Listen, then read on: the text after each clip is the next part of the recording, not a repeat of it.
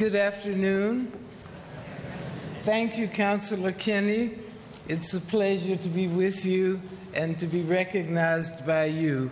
Also, I'd like to give my greetings to the President of AFSA, Ambassador Barbara Stevenson, colleagues, relatives, and friends who traveled here today from throughout the United States to be with us.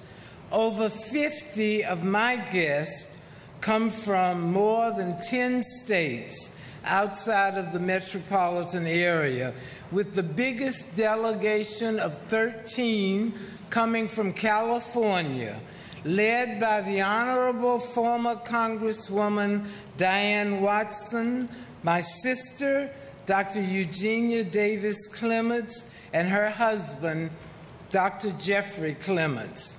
I'm thrilled that you all are here to share this celebration with me and my colleagues who are being recognized for constructive dissent and exemplary performance. I offer my hearty congratulations to you and to my fellow award winners, and a warm welcome to your guests. And Senator Lugar, thank you for being here.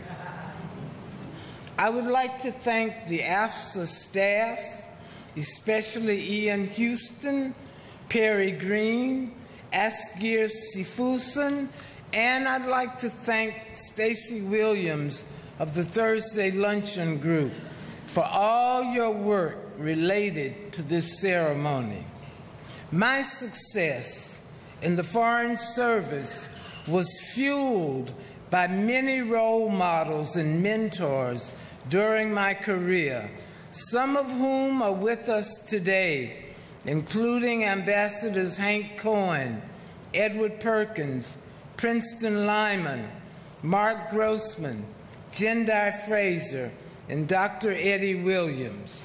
Others have passed on, but left an indelible impression on me, including Dr. John Withers Sr., 6 times Ambassador Terrence Todman, and the incomparable Assistant Secretary for Consular Affairs, Mary Ryan.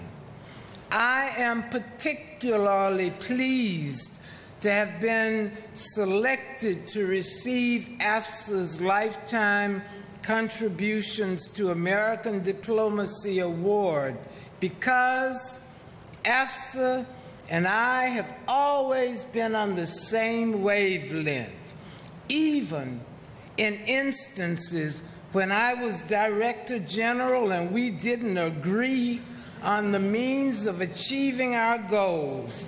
We always agreed on the fundamental principle that the key to enhancing the effectiveness of the Foreign Service is through a focus on its people and the resources needed to achieve U.S. foreign policy goals and objectives.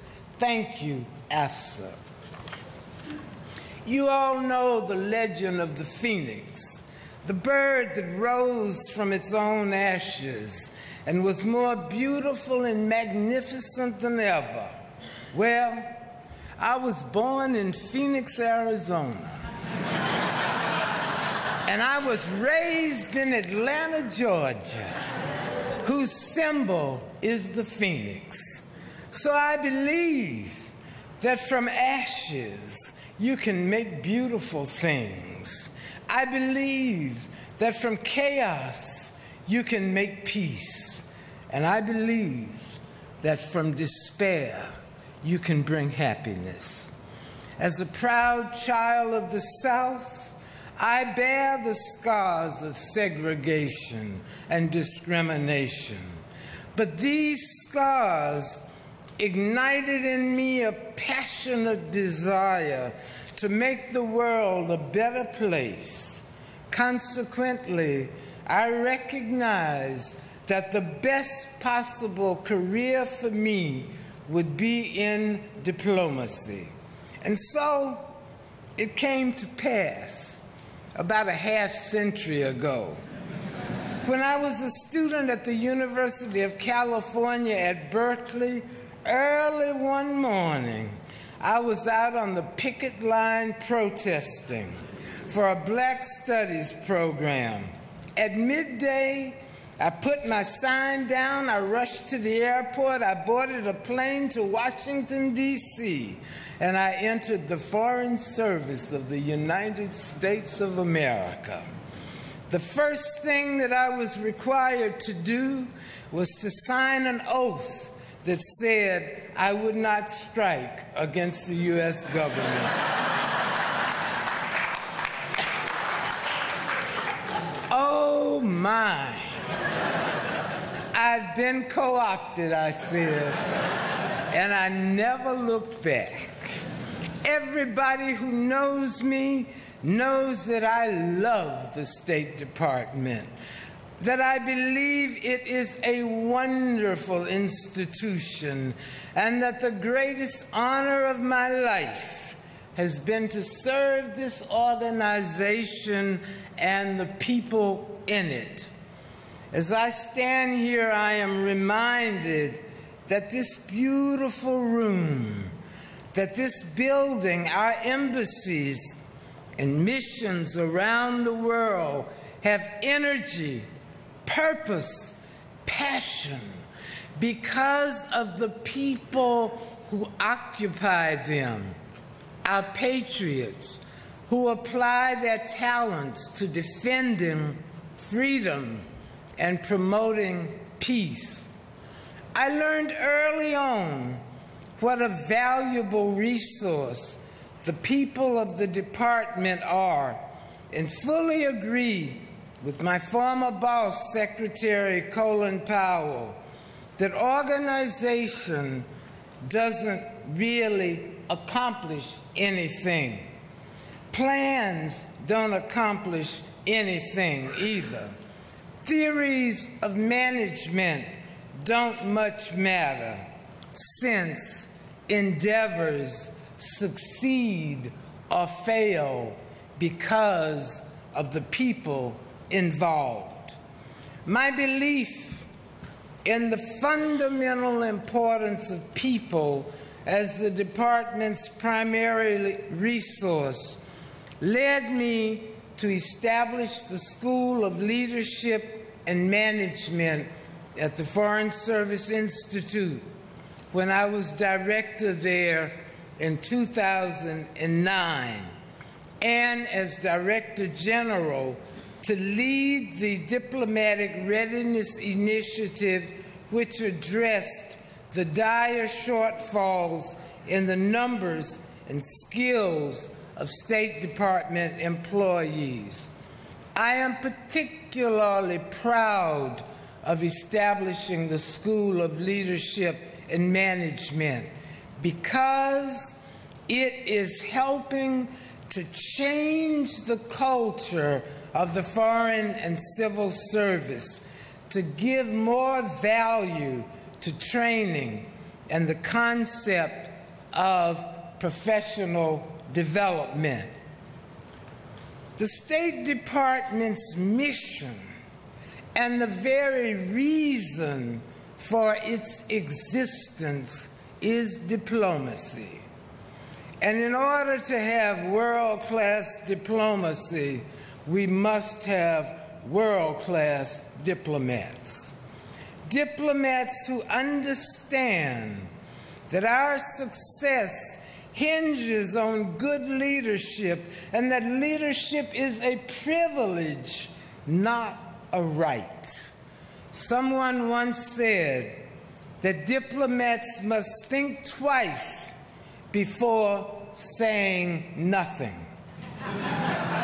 Well, that formula just won't work, not in this complex, tumultuous, rapidly changing world.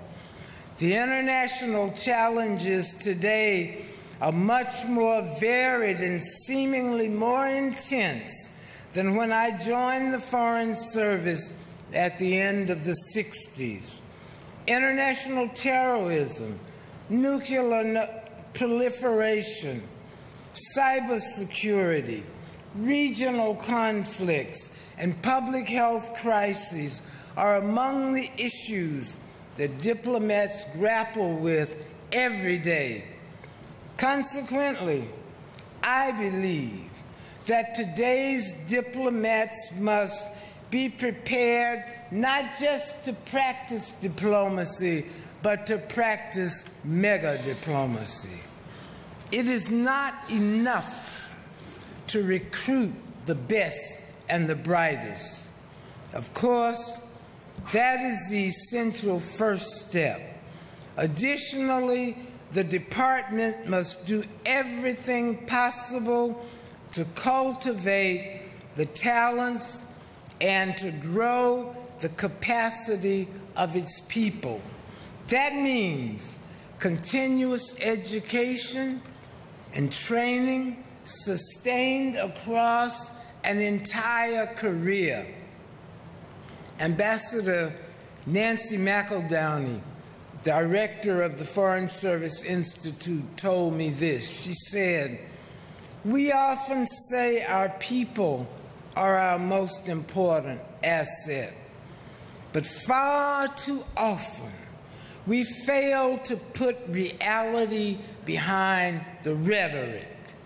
We still push people out to post and into new jobs without giving them the benefit of full training and preparation. We still have a culture that minimizes the value of study and reflection, and we still do not put the necessary resources in training and education." When AFSA President Ambassador Barbara Stevenson was Dean of the Foreign Service School of Leadership, she drove an effort to build a culture of leadership throughout the department. I applaud that effort, and I hope that it continues. I also hope that more work will be done to strengthen a culture of learning so that training is deeply valued, not just by individuals, but by the department's principals and its operational policies. Good leadership recognizes that diversity is essential in utilizing the best of America's intellectual capital to support U.S. diplomacy.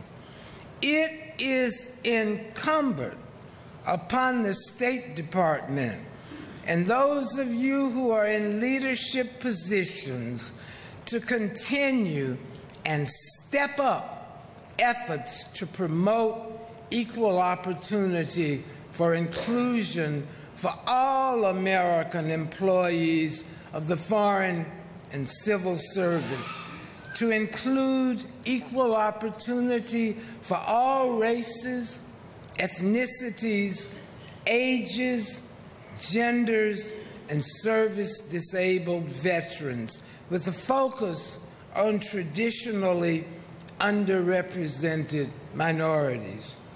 I enjoy my continued voluntary work chiding, lobbying, and pressing department officials on diversity issues, and I hope the feeling is mutual.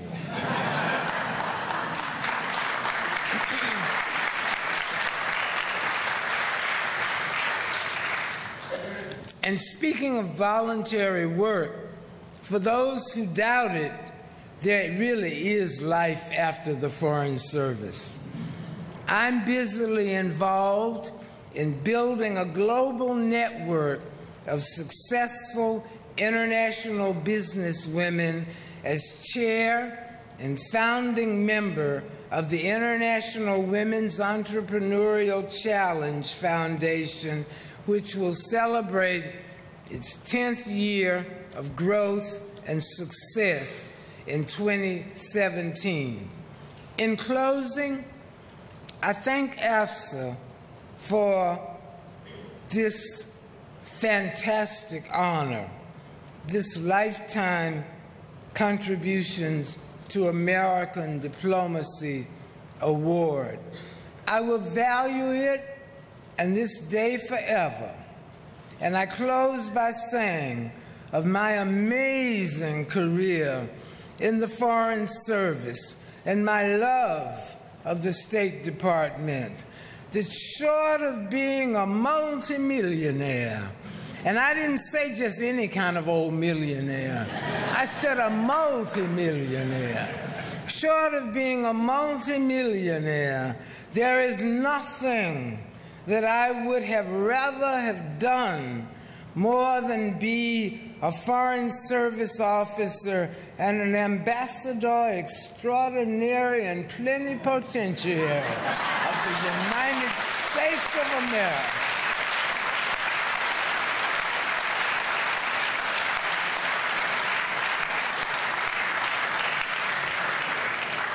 In a career that I could soar like a phoenix. Thank you.